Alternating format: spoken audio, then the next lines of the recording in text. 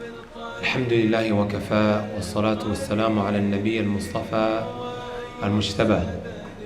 Assalamu alaikum wa rahmatullahi wa barakatuh. MashaAllah, the masjid is packed. Why? Because of marriage, huh?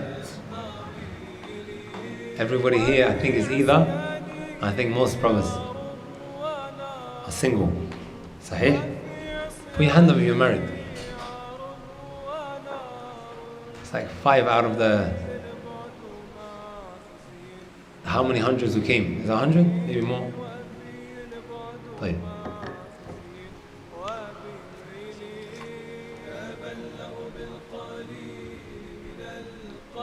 My dear respective brothers and sisters, as you guys are aware, today we want to cover inshaAllah ta'ala 7 principles of marriage.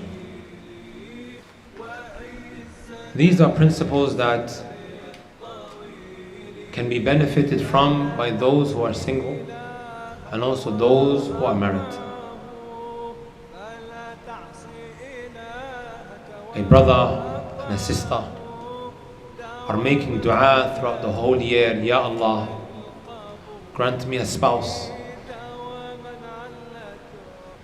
that is going to help me fulfill the other half of my religion, right? Constantly begging Allah subhanahu wa ta'ala, asking Him to better the situation that we are in. However, how is it that we actually react the moment we are given that which we have been crying out for throughout this time? The first principle, brothers and sisters, is your relationship with Allah subhanahu wa ta'ala can go a very, very long way in what happens in your marriage. I'm sure most of us have come across a triangle, not the Freemasonic sign, huh? The Freemason sign. The triangle that has what? 3 corners, sah? Who would we normally find at the top? Allah subhanahu wa ta'ala. Who do we have on the other 2 corners? The husband and the wife. Whenever they do something that is pleasing to Allah subhanahu wa ta'ala, they gain closeness to Him. Right? And you see the husband and the wife getting closer as well. Sah? Do you guys agree with that? Just imagine this triangle, right? Got the husband and the wife here. The more they do acts of worship, acts of righteousness, acts of good, they what? Get closer to Allah, and they themselves are getting closer as well. Sahih? And when they are disobedient individuals who don't do what they should be doing, what happens? They become more and more distant, and even between themselves they become what? Distant. ليس كذلك? Isn't that so? I've come across that post before, right? Ibn al-Qayyim rahmatullahi alayhi, in his kitab Ad-Da'u wad-Dawa, a spiritual sickness and its cure. And by the way, brothers and sisters, this book, I'm an advocate for it. It changed my life, right? And it changed the way I look at people's problems. It really, really did. He quotes the Salaf of the past. And when we say Salaf, we intend by the 3 golden generations. He said, قَالَ بَعْضُ السَّلَفِ. Some of the Salaf mentioned, إِنِّي لَأَعْصِ اللَّهِ وَأَرَى تَغَيُّرًا فِي دَابَّتِي وَامْرَأَتِي. I disobey Allah subhanahu wa ta'ala, and then all of a sudden I begin to see a change of attitude in my wife and also my riding beast. You leave the house, everything seems to be perfectly fine. Take a visit, a local corner shop, and there is an attractive shopkeeper there, and you start engaging with her more than you should. You come back home, first thing that you see is the back of her head. First thing that you see the moment you walk into the house is the back of her head. And you're asking yourself, why is she behaving like that? Might be a good idea in times like this to really just hold yourself to account, and this is why. One of the key words that we are going to be walking away with today is being self-critical. This is the type of mindset that we need to have, brothers and sisters. Not just when things start going wrong in our marriages. Generally speaking, as Muslims, when something goes wrong in our lives, what is the kind of reaction and attitude that we should have? Because the way we are as human beings, right? We are ready to point the finger at everyone except ourselves. Agreed? Whenever something goes wrong, right? We're even looking at making things up just so we can what? Remove the blame from ourselves. We are in denial. Don't ever forget this, brothers and sisters. إني لأعصي الله وأرى تغيرا في دابتي وامرأتي. I disobey Allah subhanahu wa ta'ala, and then all of a sudden I begin to see a change of attitude in my wife and also in my riding beast. I will shortly, inshallah ta'ala, give you guys some examples of the Salaf, of the righteous of the past, in how they were self-critical of themselves the moment things started going downhill. Oh, and things now took a turn for the worst. But before I do that, brothers and sisters, as I mentioned right at the beginning, you're begging Allah subhanahu wa ta'ala throughout the years prior to your marriage, Ya Allah, grant me a righteous spouse, make things easy for me. I've been waiting, Ya Allah, I'm scared of the fitna. And then Princess Charming comes along, right? Then comes the big day. وَعَصَيْتُمْ مِنْ بَعْدِ مَا أَرَاكُمْ مَا تُحِبُّونَ وَعَصَيْتُمْ مِنْ بَعْدِ مَا أَرَاكُمْ مَا تُحِبُّونَ. It's okay. Allah subhanahu wa ta'ala, He tells us in the Quran, you disobeyed Allah Azza wa Jal after He showed you what you really love. You know when this verse came down, brothers and sisters? In the battle of Uhud, Messenger sallallahu alayhi wa sallam placed 50 of his companions on the Jabal called Jabal Rumah. You brothers may have seen some du'at, brothers who give da'wah, giving a reminder on this mountain. We all have, right? Messenger sallallahu alayhi wa sallam placed 50 of his companions on this mountain. And he told them, no matter what happens, even if you see birds snatching off the fighters from off of the ground, then don't come off. He placed Abdullah ibn Jubair in charge.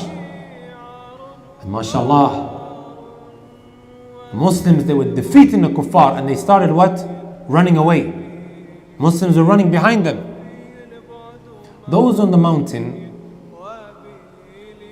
began to say to themselves, Al-Ghanima, Al-Ghanima, the war booty, the spoils, khalas, the war's over. Some of the companions who were on that small mountain, they said, didn't the Messenger sallallahu alayhi wa sallam say, don't come off the mountain? They were like, no, khalas, it's done. So they started running off. Khalid ibn Walid noticed this. He came behind them. And then the Muslims were attacked from behind. And this incident, my beloved brothers and sisters, led to the Messenger sallallahu alayhi wa sallam's helmet being smashed, his teeth being crushed, and his face being gashed. Because of what? An instruction not being followed. It led to defeat. One of the verses that came down was وَعَصَيْتُم مِّن بَعْدِ مَا أَرَاكُمْ مَا تُحِبُّونَ.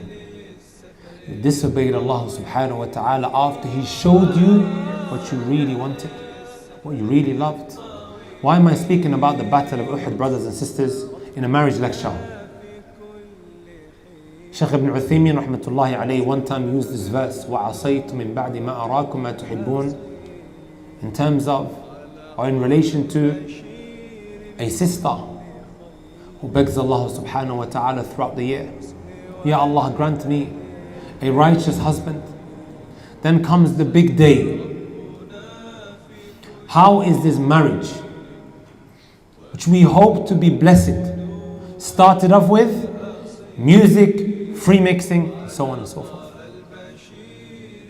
Wallahi, a couple of hours ago I was asked by one of the relatives as to whether it is permissible for a husband to allow his wife to attend some of these weddings which have free mixing and so on and so forth. An evil that is taking place. Is it allowed? Other men are going to be coming and looking at your wife? Even if we said that there is nothing wrong with it Islamically, which of course isn't the case, where's your ghira or your ghairah? Where's your protective jealousy? Your wife has gone to the wedding in order to dress to impress, right? And other men are going to be gazing at her, and you don't have a problem with that? Aina rujula? Where's your manhood gone? So anyways, beg Allah subhanahu wa ta'ala, Ya Allah, allow me to get married, whether you're a male or a female. Then comes the big day. Instead of being thankful, وَعَصَيْتُم مِّن بَعْدِ مَا أَرَاكُمْ مَا تُحِبُّونَ مِنكُم مَّن يُرِيدُ الدُّنْيَا وَمِنكُم مَّن يُرِيدُ الْآخِرَةَ. You disobeyed Allah subhanahu wa ta'ala after He showed you what you really, really wanted. It's like somebody who does you a favor and then what? You throw it back in his face. You throw it back in his face. Subhanallah. Right? And then you expect your marriage to be void of problems, brothers and sisters. And what's even worse than that, my brothers and my sisters, we take all of the sins that take place in this marriage or in this wedding, right, on this big day, and we put it on one side of the scale, and we put on the other side of the scale taking a house on mortgage, right? Without a shadow of a doubt, this side will outweigh the other. Do you not realize, brothers and sisters, that you have just started a war with Allah? And this is very, very what? Common in Asian communities, especially in the Bengali community. Right? I don't want anybody to take the offense. Yesterday I was blasting the Somalis in Masjid al-Risala. And they were like, yes, you're right. I thought I was going to get chased out of the masjid. Somali masjid. They were like, yes, you're right. I don't call out certain cultures to have a go at them. We're trying to rectify the situation. Let's be honest with ourselves. A lot of us are in denial. Right? You want to start off this blessed sacrament. Right? Is this sacrament? Sacrament. You want to start off this blessed sacrament with what? With sin and the worst of sins, and then you expect everything to be what? Smooth? You have just started a war with Allah Azza wa Jalla, brothers and sisters. فَأْذَنُوا بِحَرْبٍ مِّنَ اللَّهِ وَرَسُولِهِ. You have indeed started a war with Allah. يا أيها الذين آمنوا اتقوا الله وذروا ما بقي من الربا إن كنتم مؤمنين فإن لم تفعلوا فأذنوا بحرب من الله ورسوله. That's the reality, brothers and sisters. That's the reality.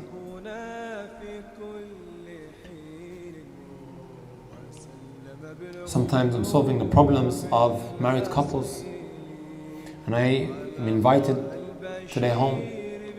Wallahi, brothers and sisters, it's not rocket science to understand as to why so many things are going wrong in this marriage.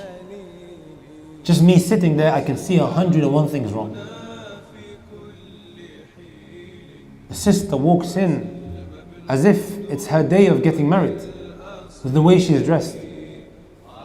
Right? Ajib. And then the sister starts speaking about the husband. Again, it's not rocket science to understand why there is what? 101 things wrong. Right?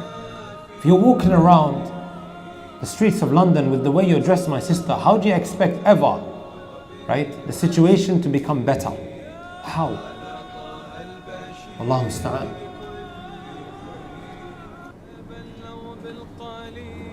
Put your hand up if you've heard of Muhammad ibn Sirin. The reason why some of you Salafis heard about him is because of a very well-known statement. إِنَّ هَذَا الْعِلْمَ دِينٌ فَانْظُرُوا عَمَّنْ تَأْخُذُونَ دِينَكُمْ. This knowledge is your religion. Be extra careful who you take your religion from. Sahih? And yes, it's a very valid point. You need to be extra careful where you take your religion from. However, is that the only thing that Ibn Sirin rahmatullahi alayhi was known to have ever said? The moment you mention his name, the first thing that pops to mind is manhaj related issues. Sahih? Manhaj check. طيب. Muhammad ibn Sirin, my beloved brothers and sisters, was from the students of Abu Hurairah radiyallahu ta'ala anhu. I don't think Abu Hurairah requires an introduction. The poet, he says, As-Suyuti in his 1,000-line poetry, وَالْمُكْثِرُونَ فِي رِوَايَةِ الْأَثَرِ أَبُو هُرَيْرَةَ يَلِيهِ ibn Umar. The one who narrated the most hadith, Abu Hurairah, and then Abdullah ibn Umar. Muhammad ibn Sirin was from the students of Abu Hurairah radiyallahu ta'ala anhu. Muhammad ibn Sirin was thrown into prison. You know why? Because of him being struck with a lot of debt. And what normally would happen is, in certain places around the world, if you can't pay back, they'll chuck you into prison for some period. Anyways, that's what happened to Muhammad bin Sirin. Why did he have an increase of debt? As a businessman, and those who know this, right? You won't always buy things outright. You take things on credit. Sahih? You take it on credit, you sell it, and then you pay the creditor back. After taking the goods, you're now the debtor. You sell it, you pay the money back that you made from the goods that you bought, right? Of course, you keep your profits, and then however much you bought it for, on that you will pay back. Sahih? For the credit and also the debtor. He bought zuyut, oils. After buying the oils, all of a sudden he found a rat that was stuck inside of this oil. And he had no option except to pour it out. He had no option except to pour it out. Now he's in trouble, brothers and sisters. You've taken these goods on credit. Right? You think the creditor is going to just let you off like that? Like, he wants his money. He wants his money, brothers and sisters. قَدَّرَ اللَّهُ مَا شَاءَ فَعَلَ. He was thrown into prison. What do you think Muhammad ibn Sirin said and done? Did he start pointing the gun at everyone except himself? We as human beings, the way we are is, when things go wrong, we are ready to point the finger at everyone except ourselves. أليس كذلك? Isn't that so? We make things up at times. He could have easily blamed the one who sold him the zuyut. Could have accused him of, listen, you knew what was inside of the zuyut, but you cheated me, you deceived me. However, he did not do that. What did he say? عيرت رجلا بالإفلاس قبل 30 سنة. I degraded a man that I came across 30 years ago. What did he say about him? He degraded him for being bankrupt. Sometimes you say, oh, it's his fault why he's bankrupt. He himself is to blame. He probably done X, Y, and Z, and because of that he's suffering from that. Sah? Sometimes we utter statements like that, right? Instead of making dua for that individual, right? Asking Allah subhanahu wa ta'ala to protect us from that, we look down at others. Just yesterday I was mentioning this, right? In some communities, very, very common. When they see a sister impregnated outside of wedlock, the whole street starts speaking about her. Look at her. Ah, Allahumma musta'an. And they start making some very, very foul judgments. She made a mistake. She sinned. Everyone makes a mistake. But then, instead of making dua for her, what happens, brothers and sisters? They degrade her, they speak ill of her. Allah musta'an.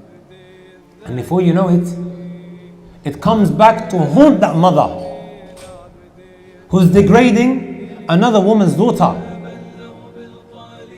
And I've witnessed this with my own eyes, brothers and sisters.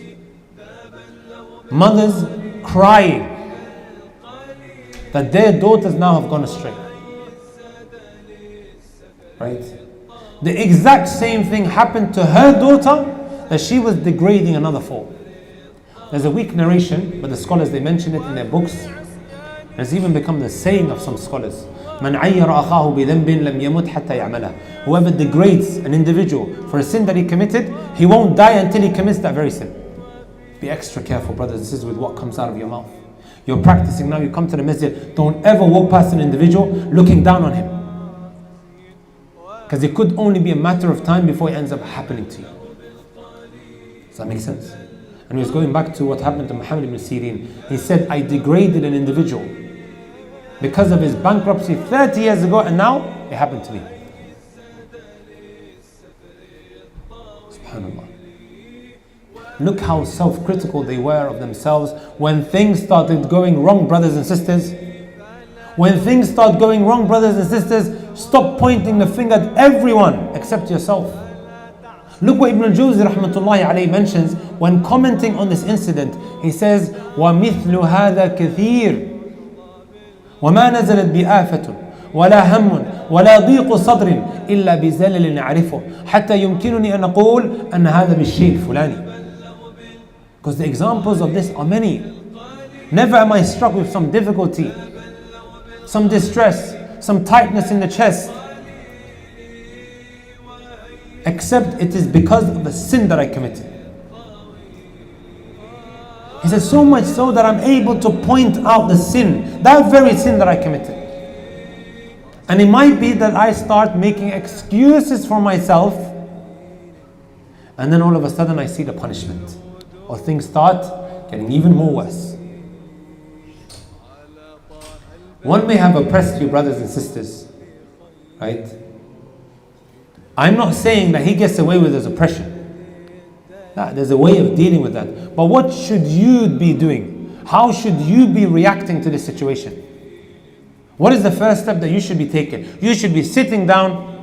Perhaps this is due to a sin that I committed. I need to make tawbah to Allah Azza wa Jalla. Look what Ibn Taymiyyah rahmatullahi alayhi says. He says, وَإِذَا رَأَيْتَ الْعَبْدَ يَقَعُ فِي النَّاسِ إِذَا أَذَوْهُ وَلَا يَرْجُعْ إِلَى نَفْسِهِ بِاللَّوْمِ وَالِاسْتِغْفَارِ فَاعْلَمْ أن مصيبته مصيبة حقيقية. When you see an individual retaliating, the moment things start going wrong, he starts retaliating, as most people do. However, he is not self-critical of himself. He doesn't even blame himself in any way, shape or form. Right? And no, this individual is suffering from a huge calamity. And look what he says.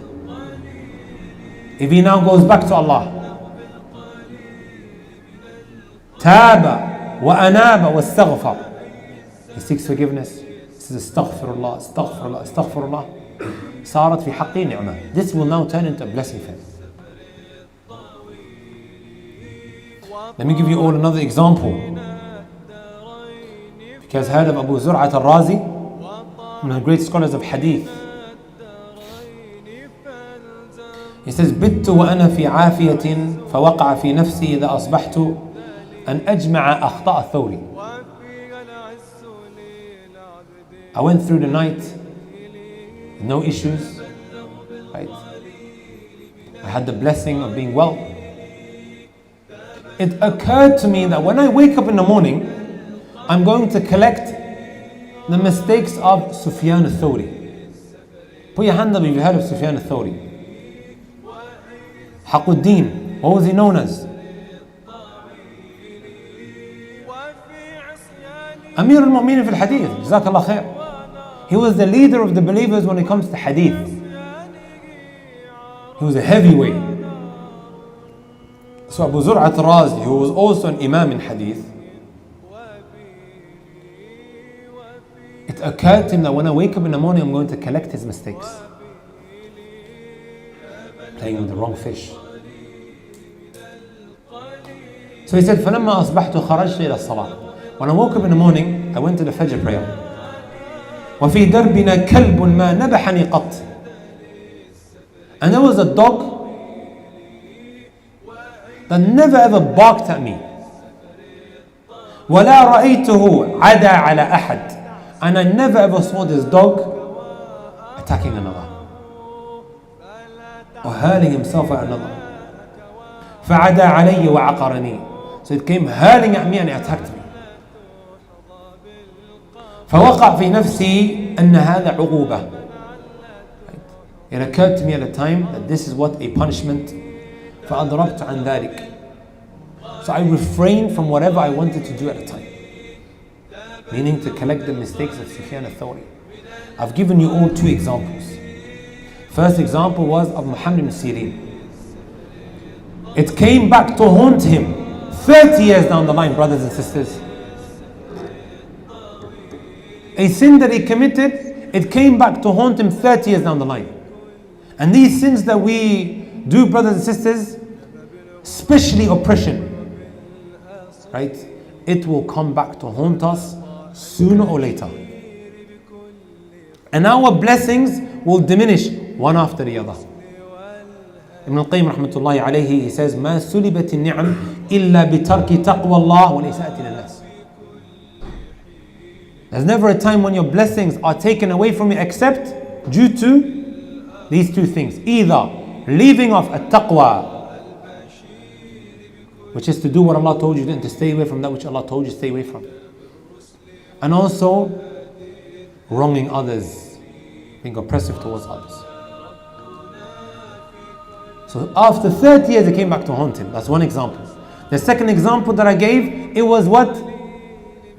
Instantly. That he was punished for something that he wanted to go into.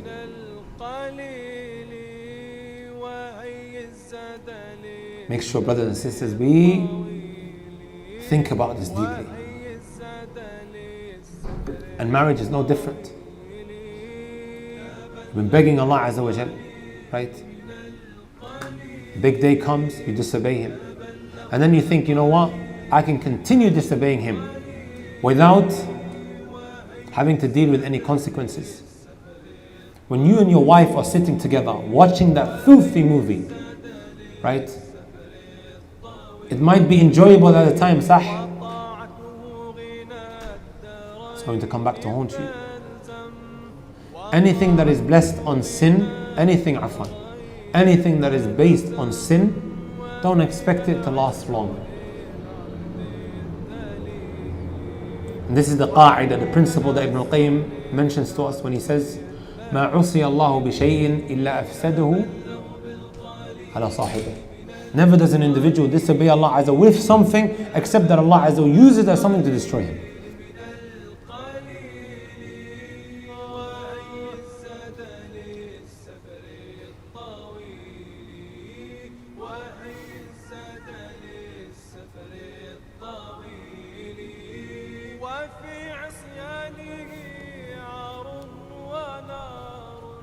To conclude this first point, Ibn al-Qayyim rahmatullahi alayhi says, فَإِنَّ الذُّنُوبَ تُزِيلُ النِّعَمَ وَلَا بُدْ.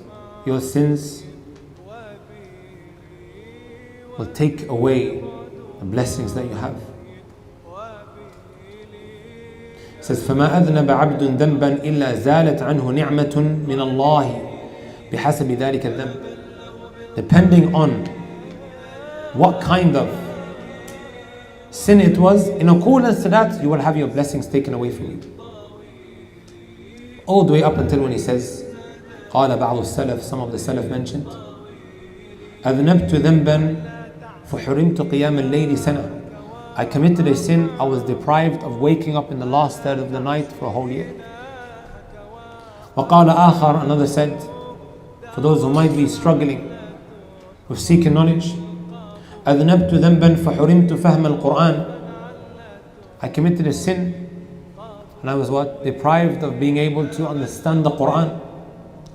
And then he quotes a line of poetry. He says, إذا كنت في نعمة فرعها, if you have a blessing, then look after it.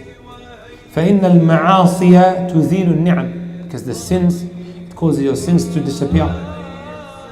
And then he says, وبالجملة فإن المعاصي نار النعم. The sins that you carry out, brothers and sisters, it is like the fire that you use to burn your blessings. Imagine now, brothers and sisters, taking the blessings that you have to the petrol station, you set it on fire. Would anybody be in his right mind do that? تأكلها كما تأكل النار الحطب. He eats it up just as the hatab is eaten up by the fire. The logs are eaten up by the fire. عياذا بالله من زوال نعمته. Another point that I want to mention under this, brothers and sisters, I initially thought about maybe making it a separate principle. However, it can fall under this one.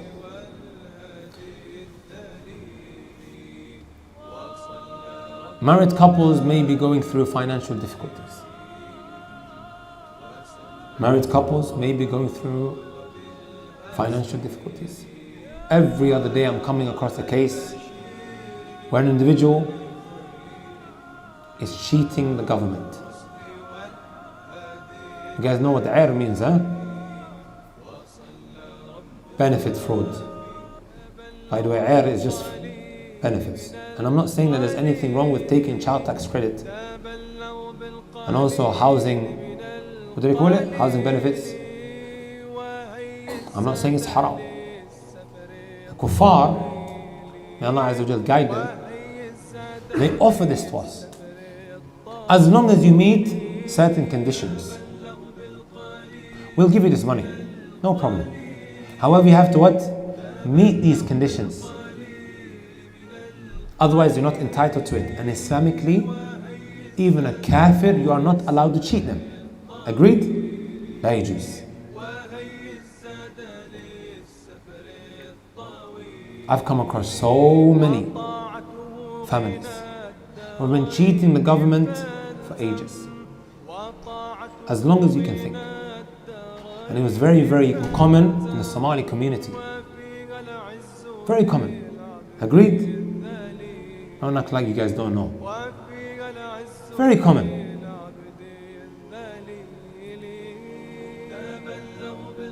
For a very long time, what would happen, brothers and sisters? Of course, the wife has to claim that she's what? Single.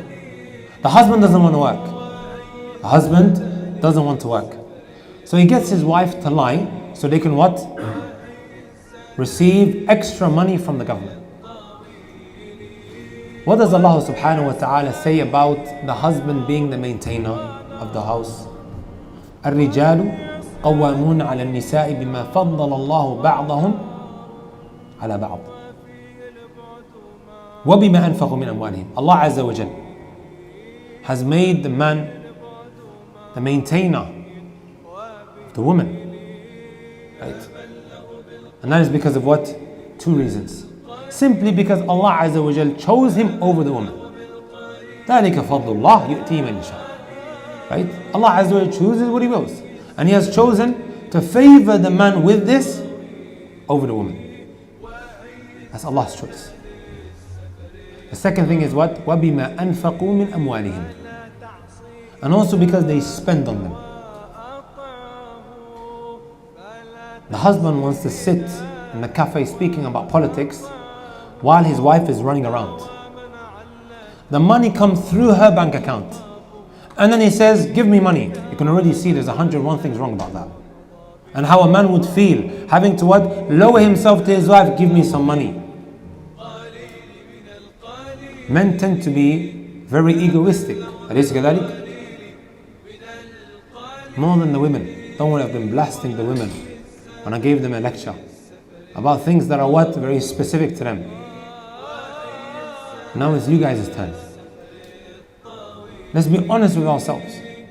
We struggle, brothers and sisters, to be pushed around by women. Let's be honest here. A woman telling you what to do, Ya Abdurrahman, Ya Muhammad, sit down, stand up, go and do this.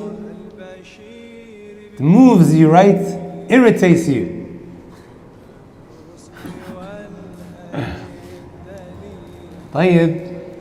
Now the finances are coming through her bank account. And you're like, Ayyad al-Sufla, the lower hand, please. She says, no, what are you going to do with it? Oh. What happens eventually? Problems after problems after problems. Why don't you get up on your feet and be a man and work? As the Messenger ﷺ said, your obligation is to feed her, to cover the essential, to clothe her. That's your responsibility.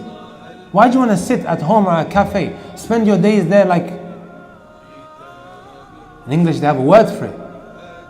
I don't want to be using that. Well, you guys say waste, man, huh? That's exactly what it is, isn't it, brothers and sisters? Let's be honest. He should be manning up